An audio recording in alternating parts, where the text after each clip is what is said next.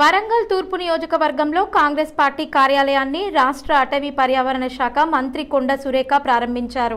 ఈ సందర్భంగా కొండ సురేఖ మాట్లాడుతూ కిలావరంగల్లోని ఆలయ మాన్యాలను ఆక్రమించినవన్నీ పరిశీలించి ఆలయ స్థలాలను కబ్జా చేస్తే ఎవరైనా ఊరుకునేది లేదని తెలిపారు.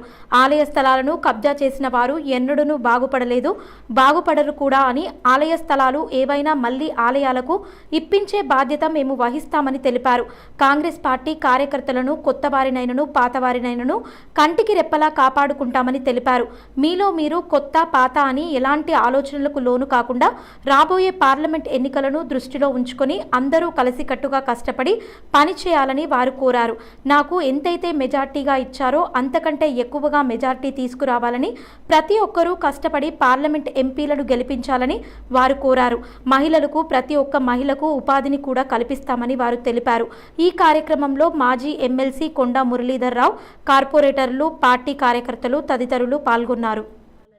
అదేవిధంగా పర్యాటక కేంద్రంగా మన కోర్టు వరంగల్ని, ఇంకా వరంగల్లో ఉన్నటువంటి పురాతన ఆలయాలను కూడా డెవలప్ చేయాలని నేను ఒక కంకణం కట్టుకోవడం జరిగింది. ఎవరైతే గుళ్ళు గోపురాలు కడతా ఉన్నారో వాళ్ళందరికీ కూడా నా వంతుగా గవర్నమెంట్ నుంచి సహాయ సహకారాలు అందించడమే కాకుండా దేవుని మాన్యాలన్నీ కూడా ఈరోజు ఆక్రమింపబడ్డాయి. ఆక్రమించిన దేవుని మాన్యాలన్నిటిని కూడా సర్వే చేపించి అవన్నిటిని కూడా పాస్బుక్లలో రికార్డ్ చేసి పాస్బుక్లు దేవుళ్ళ పేరు మీద పెట్టే కార్యక్రమం చేస్తే ఇక ముందు ఎవరు కూడా వాటిని ఆక్రమించుకునే అవకాశం ఉండదు అని తెలియజేస్తా ఉన్నాను. ఇంకా ఫారెస్ట్కు సంబంధించి నా శాఖలో ఉన్నటువంటి సమస్యలన్నీ కూడా నేను అధికారులతో చర్చించి పరిశీలించడం జరుగుతుంది.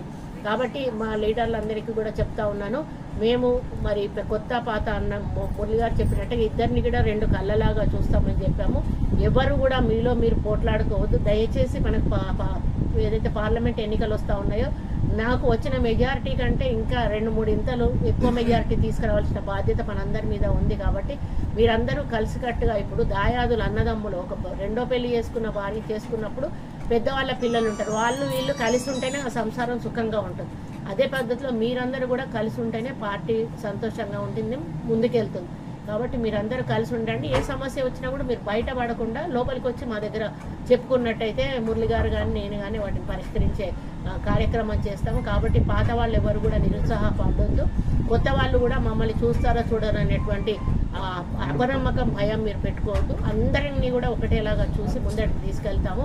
మరి మురళి గారు లీడర్షిప్ అనేది మీకు బాగా తెలుసు. ఎవరికి కూడా అన్యాయం చేయకుండా న్యాయం చేసే దిశగానే వెళ్తున్నా. ఇప్పుడు నేను రావడానికి ఒక 2 గంటలు పట్టింది. 2 గంటల సేపు కూడా దాదాపు అక్కడ ఒక 100-150 మందిని పిటిషన్స్ అన్ని కూడా అవి క్లియర్ చేసి నేను రావడం జరిగింది. ఎందుకంటే మా దగ్గరికి వచ్చిన ఏ పిటిషన్ కూడా దానికి అన్యాయం జరగదు. దాన్ని ఎక్కడికి వెళ్ళాలో అక్కడికి వెళ్తుంది. ఆఫీసర్లతో మాట్లాడతాము. అయ్యే పని అయితే అవుతుందని చెప్తాము, లేదైతే లేదు అని చెప్తాము. వాళ్ళని ఒక 10 సార్లు తిప్పుకొని ఇబ్బంది పెట్టేటువంటి కార్యక్రమం చేసేటువంటి మనస్తత్వం మాది కాదు. కాబట్టి రేపటి నుంచి ఇక్కడ 2 పిఏలు ఉంటారు. ఇక్కడ 9:30-10 నుంచి 2 గంటల వరకు లంచ్ టైం వరకు కూడా నేను మురళి గారు ఎవరో ఒకరు ఇక్కడ ఉంటాము. దయచేసి మీరు పొద్దున్నే 6 గంటలకు అక్కడికి వచ్చి 10 వరకు కూర్చొని ఇబ్బంది పడాల్సిన అవసరం లేదు. ఇక్కడ 2 పిఏలు ఉంటారు. ఒకవేళ మీకు ఏదైనా సమస్య ఉన్నా వాళ్ళు మాకు కమ్యూనికేట్ చేస్తే దానికి మేము వాళ్లకు సమాధానం చెప్పి అది ఎట్లా క్లియర్ చేయాలో చెప్తాము. కాబట్టి లీడర్లు కూడా మీరు తీసుకొచ్చేటప్పుడు పైరవీలు ఏది పడితే అది మరి అన్యాయంగా ఉన్నటువంటి పైరవీలు దయచేసి తీసుకురాకండి. మరి డబ్బులు చేతులు మార్పులు చేయకండి. మనకు ఒక మంచి పేరు రావాలంటే మీరందరూ కూడా నిస్వార్థంగా పనిచేసి మరి కొండా దంపతులకు వరంగల్ ఈస్ట్కు ఒక మంచి పేరు మీరు తీసుకురావాలని కోరుకుంటూ, మీరందరూ కూడా చాలా కష్టపడితేనే ఈరోజు నేను స్థాయిలో ఉన్నాం. కొండమురళి గారికి కూడా నెక్స్ట్ ఎమ్మెల్సీ నామినేషన్స్లో 2015లో వస్తుంది. ఎందుకంటే ఇప్పుడు 4 ఉండడం వల్ల మొన్న టికెట్లు ఆశించడం వల్ల కొంతమందికి ఇవ్వడం జరిగింది. నెక్స్ట్ వచ్చే ఎమ్మెల్సీ ఎలక్షన్స్ 2015లో దాదాపు